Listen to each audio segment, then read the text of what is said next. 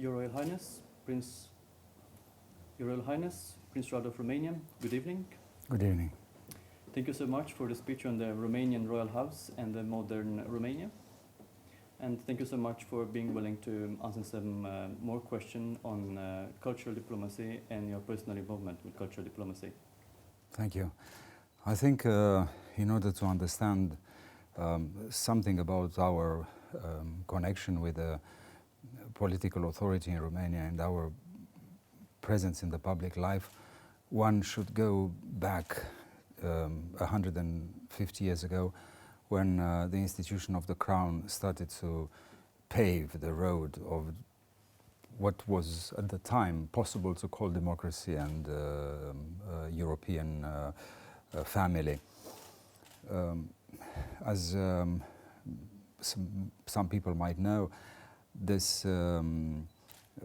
family of Romania, the royal family of Romania, is a very young family, numbering only 5 generations, including the one of my wife, Crown Princess Margherita. So obviously, having such a short period in history, everything achieved publicly by the house was associated by the Romanians with the modern part of our history, with independence, with a sovereign state, with a liberal constitution, with the good result Romania had after the First World War, with heroic behavior of Queen Helen, the mother of King Michael, and King Michael himself during the Second World War, with an extraordinary example of dignity and representing the real Romania in the time of the Cold War that he was by his being and by his position and by the extraordinary work he did to oppose totalitarianism. And all that created what is today the current position of our family in the society, which includes in an important measure this type of royal diplomacy, if I could call it like that, but it has also a cultural component. Right. Now, the Organization for Youth Education and Development at the ICD values and campaigns for the empowerment of youth across the globe. Given your experience as artistic director of the first project in Romania of art therapy for abandoned children in orphanages, what insights do you have on the potential role for cultural diplomacy for disadvantaged youth at an international level? Well, that's probably the most inexhaustible resource we have. And this goes back to many years ago. As you might remember, Romania was a permanent provider of wonderful sportsmen and women, fantastic artists from the beginning of the last century until today. So this kind of fantastic potential in creativity, in arts and science was true for each generation. And most of these people came from a poor background. I mean, today the most celebrated soprano in the world, Angela Gheorghiu, she came from a very poor family in a tiny town in Moldova. So she was not born in Berlin or in London. It's probably something that one should very much consider, especially in our part of the world.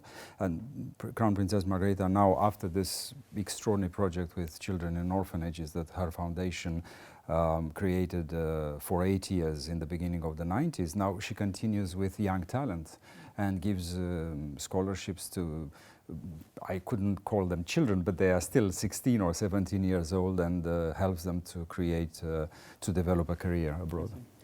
More specifically, in Romania, what challenges are facing young people currently, and how can cultural diplomacy play an active role in resolving these issues?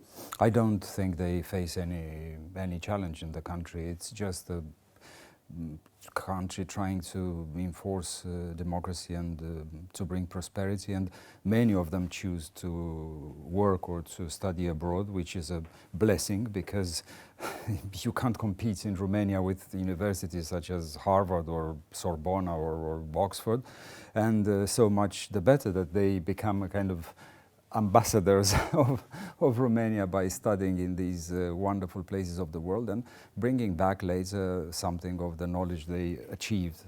So I don't think there is really a challenge. The only problem is that for some of them it's too expensive to study, so they need some help. But that's not new for Europe or for our part of the world. It's always been like that in the last 200 years. But moving forward to the topic, you have had a successful career as a colonel for the Romanian army. At the ICD, we have created the first ever master's and PhD programs in cultural diplomacy. The students have explored the relationship between hard power and soft power, often debating as to whether these two forms of power are interrelated or are separated phenomena. In light of your experience, what do you think the relationship between hard and soft power is in the 21st century? It's impossible now to have a delimitation of them, because hard power based itself now so much in this extraordinary subtlety of the soft power that, just to let you know, when I accomplished my PhD in military science, I can't guarantee that more than half of it was about soft power, not about hard power. So it's basically impossible to. I think the simple fact of trying to delimitate them is a wrong approach, because everything changed so much in the world. But also my colleagues in the army, they come from a very different type of generations. 25 years ago, everything was believed to be quantity and hard. The more you are rough and the more you are numerous, the more you are crushing the others, which is so much untrue today. But would you say that is one more important or relevant than the other? No. They can't be compared. They exist equally, and the roughness and the lack of fairness of our realities today show that the world of tomorrow is impossible without hard power, and be it democratically or not conducted or led, this is another issue, but without it, it's impossible to survive. And soft power becomes more and more influential, and I'm afraid that we don't really understand it always, because between the east part of the continent and the western part, it's still a huge gap in terms of understanding the philosophy, the approach, the temptations of the other. And this part of our world, the East and the Oriental Europe, developed a very, very strong soft power in the bad times. And this soft power has to be understood in order to be kind of contained. Yeah, I agree with you, actually. But the Interparliamentary Alliance on Human Rights and World Peace concentrates on promoting the universality of human rights. Given that you have frequently spoken out about the issue of ethnic minorities, in particular about the Roma minority, an important issue for Romania and southeastern Europe today, how do you think that cultural diplomacy can play a role in bringing people together from different cultural backgrounds? It's the most important role. It's fundamental, because this kind of misunderstanding or intolerance about the ethnical issues come only from a lack of education. Completely, 100%. You could have prosperity, you could have internet, information, newspapers, everything you want, but if the human being, the citizen of the country, does not understand, it's not educated in the spirit of tolerance, nothing could be achieved. But our country is very fortunate in this way, because in some parts of the country we have in a village of 300 families over 14 minorities. Especially in the western part of the country, in the southern part and in the northern part, there are kind of islands of kind of mini European Union in which a tiny village has 14 different churches, 14 different languages, 14 different minorities, and that obliged the population to experience what means to be different from your neighbor. Yeah. Well, regarding this diversity, do you think that cultural diplomacy is an important tool in Romania? I think it is. I think it is. Let's not forget that when politicians were disregarded in my country and nobody believed them, the intellectuals of the country saved the honor of the country.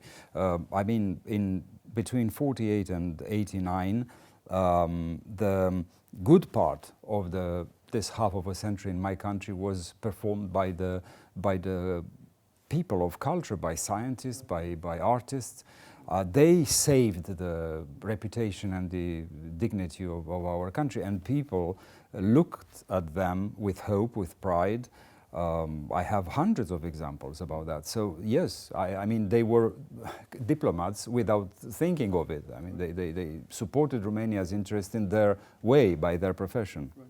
But Your Royal Highness, considering your role in strengthening Romania's bilateral relations through the promotion of economic, culture and educational partnerships between Romanian regions and different European regions, do you think that cultural diplomacy can be effective in strengthening relations and developing trust between different nations and peoples? Yes, because the other people exercising power, like politicians, do not have time to go to every single region of Europe to talk about every single region of their country. Yes. That's why we are relevant in the country, because we do not have a mandate.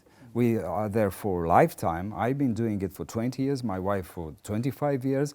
I know every single region of Europe because I go there every 2-3 years, and I try to inoculate in the, not only in Europe, in the United States as well, or Americas, try to explain the people I visit about, to put it on the map of their mind or soul, what's going on in the country. So it is, going back to your question, essential, because this is the only part of the society that could take time to kind of connect with the others. Right. And now a question which is very much related to your speech. As a member of the Royal House of Romania, in which degree do you think that the Romanian Royal House is an explicit element of cultural diplomacy, much more important than the governmental initiatives? Well, much more important, because the government isn't supposed to develop culture in the country. The obligation of developing the country in cultural and scientific terms belongs to civil society, not to the elected people. I mean, they have to provide funds for that, but the catalyst of it is the society herself. And here we have we just do what the other ones did. In this family, from the very first generation up to the last one, everyone was involved in the Romanian culture and the Romanian diplomacy. Every single royal in Romania wrote books, made speeches, cultivated diplomacy in all ways, and devoted herself or himself to the academic life. It's only going on with this. Yeah.